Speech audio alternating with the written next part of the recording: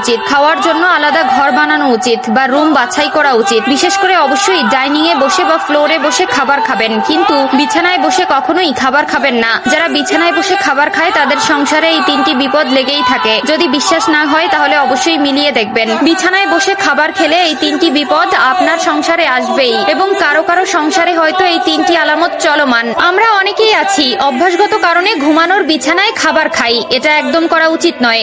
এবং যদি আপনার ভেতরে এই ধরনের সমস্যা বা অভ্যাস থেকে থাকে অবশ্যই তা পরিহার করবেন। আল্লাহ তাআলা আমাদের সকলকে সঠিক বুঝ দান করুন, আমিন।